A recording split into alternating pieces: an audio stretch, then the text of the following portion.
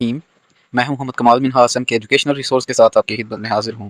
آج ہم جماعت ہشتم کے سبق نمبر 17 کرپشن ایک سماجی برائی کے متعلق پڑھیں گے۔ سب سے پہلے ہم اس سبق کی ریڈنگ کی طرف توجہ دیں گے۔ ریڈنگ کچھ یوں ہے: کرپشن یا بدعنوانی کسی بھی معاشرے کے لیے زہر قاتل سے کم نہیں۔ جو لوگ بدعنوانی کرتے ہیں وہ در حقیقت دوسروں کا حق مارتے ہیں، جس سے معاشرے میں مایوسی، غصہ، انتقام، نفاق، نفرت جیسے جذبات فروغ پاتے ہیں۔ نتیجتاً امن اور ترقی کی بجائے معاشرہ افراتفری، لا قانونیت اور زوال کی جانب سفر کرنے لگتا ہے۔ رشوت، سفارش، ملاوٹ، ناپ تول میں کمی، میرٹ کی پامالی، اقربا پروری اور دوست نوازی وغیرہ سب کرپشن کی ہی مختلف شکلیں ہیں۔ لفظ کرپشن وسیع مفہوم رکھتا ہے۔ اردو میں اس کے معنی بد عملی، بدعنوانی، بد اخلاقی، بگاڑ وغیرہ کے، جبکہ عربی میں کرپشن کا لفظ فساد، انحراف، مفسد کے معنوں میں استعمال ہوتا ہے۔ کرپشن کا لفظ ہر زبان، ہر ملک اور ہر معاشرے میں گناونے اور منفی کاموں کے لیے بولا جاتا ہے۔ اگر کسی قوم کے رگوں پہ میں کرپشن سرایت کر جائے تو وہ اپنی شناخت اور ساخت سے لے کر مقام و مرتبے تک ہر چیز سے ہاتھ دھو بیٹھتی ہے۔ کسی بھی ملک و قوم کی تباہی میں کرپشن کا بنیادی کردار ہوتا ہے۔ جب کسی قوم میں ذاتی مفادات ملک و قوم کے مفادات سے مقدم ہو جاتے ہیں تو پھر اس قوم کی تباہی یقینی ہو جاتی ہے۔ اس وجہ سے کرپشن کو برائیوں کی جڑ بھی کہا جاتا ہے۔ کرپشن یا بدعنوانی پاکستان کا ہی مسئلہ نہیں، بلکہ یہ ایک بین الاقوامی مسئلہ ہے، کیونکہ بے شمار برائیاں اس کی کوکھ سے جنم لیتی ہیں۔ کوکھ کہتے ہیں جولی۔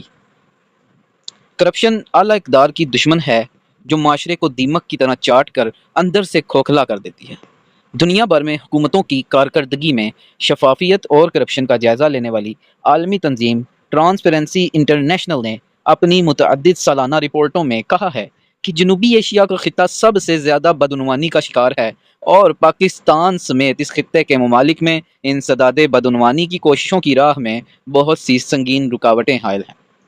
حکومتوں اور انتظامی دائروں میں مالیاتی بدعنوانی نئی چیز نہیں ہے، اور کسی معاشرے میں بھی کبھی نہ تو اس سے سند جواز ملی اور نہ اسے کہیں پسندیدگی کی نظر سے دیکھا گیا۔ چھوٹے یا بڑے پیمانے پر مالیاتی ہیر پھیر، گبن، دھوکہ، فریب، جھوٹ، باقاعدگی سے مال بنانا کرپشن کی صرف چند معروف صورتیں ہیں۔ ان کے علاوہ انسان کے اندر دولت کی ہوس، غصب کا رجحان دراصل ایک فساد زدہ ذہنیت، پست اخلاقی رویے اور حرص کے ملان کا نتیجہ ہوتا ہے۔ یہ بگاڑ اور فساد انسان کو صرف حرام خوری ہی نہیں بلکہ اس سے بھی کہیں زیادہ ہولناک حرکات اور سنگین جرائم میں مبتلا کر دیتا ہے۔ سورۃ الاعراف کی آیت نمبر 56 میں ہے کہ اور زمین میں اس کی اصلاح کے بعد فساد نہ پھیلاؤ۔ اس کا مطلب یہ ہے کہ اللہ رب العزت کے پیغمبروں اور مصلحین کی کوششوں سے انسانی معاشرے اور اخلاق میں جو اچھائی اور اصلاح پیدا ہوئی ہے اسے پھر خرابی سے دو چار نہ کرو۔ چنانچہ معاشرے کی صالح روایات، اعلیٰ اخلاقی اقدار، نیکی اور راستی کی روش، تہذیب و شائستگی کے طرز عمل میں بگاڑ پیدا کر دینا دراصل کرپشن ہے۔ اصول، قاعدے اور ضابطے سے ہٹ کر کیا جانے والا ہر عمل کرپشن ہے۔ ملکی آئین اور دستور سے ماورا کوئی اقدام خواہ ملک کا صدر اور وزیر اعظم کریں، انتظامی مشینری کے چھوٹے بڑے اہلکار کریں یا کوئی اور کرے، اس کو کرپشن ہی کہیں گے۔ حکومت یا عدالت یا کسی اور اہم ادارے میں موجود کوئی بھی شخصیت اگر قواعد و ضوابط کو توڑ کر اقربا پروری، دوست نوازی کرے یا خاص افراد اور گروہوں کو بے جواز اور ناحق فائدہ پہنچائے تو یہ کرپشن ہے، قطع نظر اس کے کہ ایسا کرنے والی شخصیت نے خود اس کام کے عوض کوئی پیسے یا مفاد لیا ہے یا نہیں۔ سرکاری محکموں کے افسر اگر رشوت خور نہ ہوں مگر وقت پر دفتر نہ پہنچتے ہوں اور وقت سے پہلے دفتر سے چلے جاتے ہوں تو ان کا یہ طرز عمل بھی کرپشن کی ایک قسم ہے۔ سرکاری دفتروں میں قومی وسائل کا بے دریغ استعمال بھی کرپشن کی ذیل میں آنے والی حرکت ہے۔ حتیٰ کہ اعلیٰ مناصب پر فائز شخصیات خود سرکاری خرچ پر حج عمرہ کریں اور اپنے اعضاء و اقارب اور دوست احباب کو بھی ساتھ لے جائیں تو یہ بھی کرپشن ہے۔ ان تمام اقسام کی کرپشن کو ختم کیے بغیر کوئی معاشرہ ترقی نہیں کر سکتا۔ دنیا کے بیشتر ممالک نے اس مسئلے پر بڑی حد تک قابو پا لیا ہے۔ ہم بھی ان کے طریقوں کو اپنا کر اپنے ملک کو اس افریت سے نجات دلا سکتے ہیں۔ افریت در حقیقت کہتے ہیں کہ بڑے جن کو، جن کی ایک قسم ہے افریت۔ تو جو برائی جڑ سے نہ اکھاڑی جائے اور وہ بہت زیادہ پھیل جائے تو وہ اسی بڑے جن کی طرح ہو جاتی ہے جو کہ بہت بڑے سائز کا ہوتا ہے اور سب سے خطرناک ہوتا ہے۔ تو یہ افریت کرپشن کو بولا گیا ہے یہاں پہ۔ کرپشن کے خاتمے کے کئی طریقے ہیں۔ ان میں سے ایک مقبول طریقہ تو سزا اور جزا کے نظام کو مؤثر انداز میں نافذ کرنے کا ہے، یعنی ہر بدعنوان کو سخت سزا دی جائے تاکہ وہ خود بھی ہمیشہ کے لیے اس روش سے باز آ جائے اور اس کے انجام سے ڈر کر دوسرے بھی کوئی بدعنوانی کرنے کی جرت نہ کریں۔ اس طرح ایماندار افراد کی حوصلہ افزائی اور ترقی کی مثالیں بھی دیگر افراد کے لیے ترغیب اور مثال کا باعث بن سکتی ہیں۔ عصر حاضر یعنی موجودہ زمانے میں کرپشن کے خاتمے کا دنیا بھر میں تیزی سے مقبول ہوتا ایک اور طریقہ ڈیجیٹلائزیشن بھی ہے۔ اس طریقے کے تحت وہ سرکاری اہلکار جنہوں نے کسی شہری کا کوئی کام کرنا ہوتا ہے اور شہری جنہوں نے ان سے کام کروانا ہوتا ہے، دونوں کو ایک دوسرے سے دور کر دیا جاتا ہے، یعنی شہریوں کے مسائل آن لائن یا ڈیجیٹل نظام کے تحت ایک خودکار انداز میں حل کیے جاتے ہیں، جس کی مدد سے اپنے گھروں یا دفاتر میں بیٹھے بیٹھے اپنے مسائل و معلومات اور دستاویزات کو متعلقہ ادارے کے ڈیجیٹل پورٹل پر اپلوڈ کر دیتے ہیں، جس کے بعد متعلقہ اہلکاروں کے لیے موصول ہونے والے ڈیٹا کے درست ہونے پر شہریوں کے مسائل حل کرنا لازمی ہو جاتا ہے۔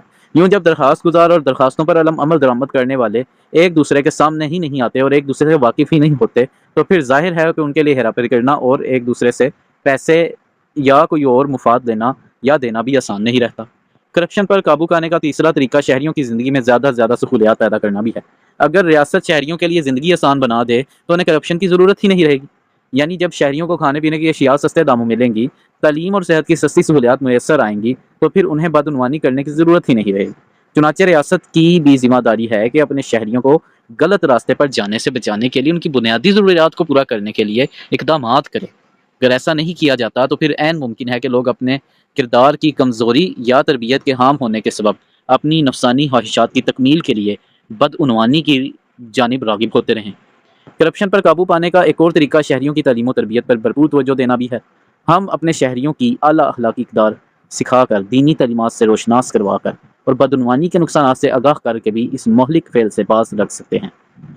ہم نے کیا سیکھا؟ ہمیں کبھی کسی کی ناجائز بات یا سفارش تسلیم نہیں کرنی چاہیے، اور سفارش طلب احباب چاہے ہمارے کتنے ہی قریبی عزیز کیوں نہ ہوں، ہمیں ان کی حوصلہ شکنی کرنی چاہیے۔